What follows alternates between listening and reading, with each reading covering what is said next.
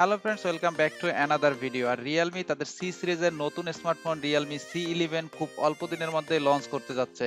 আর এই স্মার্টফোনটির যাবতীয় information almost listed হয়েছে, আর তাই আপনাদের মাঝে শেয়ার করার চেষ্টা করব। তো প্রথমেই আমরা কথা বলবো এই স্মার্টফোনটির ডিসপ্লে নিয়ে। তো এই স্মার্টফোনটিতে ডিসপ্লে হিসেবে আপনি পেয়ে যাবেন আইপিএস এলসিডি ডিসপ্লে, যার সাইজ হবে 6.5 ইঞ্চি এবং যার রেজুলেশন হবে 720x1560 পিক্সেল এবং এর এসপেক্ট রেশিও হবে 20:9। আর এই স্মার্টফোনটি রান করবে অ্যান্ড্রয়েড ওএস 10.0 কিউ এর সাথে। আর এতে ইউআই হিসেবে থাকবে রিয়েলমি ইউআই 1.0। চিপসেট হিসেবে এই স্মার্টফোনটিতে আপনি পেয়ে যাবেন MediaTek Helio G35 চিপসেট, যা মূলত একটি octa-core সিপিইউ এবং এর ক্লক স্পিড হচ্ছে 2.3 গিগাহার্টজ। আর এই স্মার্টফোনটি পেয়ে যাবেন শুধুমাত্র একটি ভ্যারিয়েন্টে, যা 2GB 32GB এবং এতে থাকবে মাইক্রো এসডি কার্ড, যা ডেডিকেটেড স্লট। ব্যাকে থাকবে ডুয়াল ক্যামেরা সেটআপ, যার মূল ক্যামেরাটি হবে 13 মেগাপিক্সেলের ওয়াইড অ্যাঙ্গেল লেন্স এবং 2 মেগাপিক্সেলের ডেপথ সেন্সর এবং এর অ্যাপারচার হবে 2.4। সেলফি ক্যামেরা হিসেবে এতে থাকবে 5 মেগাপিক্সেলের ওয়াইড অ্যাঙ্গেল লেন্স, যার অ্যাপারচার হবে 2.4। তাছাড়া স্মার্টফোনটিতে থাকবে loud speaker, 3.5mm audio jack, WLAN, Bluetooth, GPS এবং এফএম রেডিও।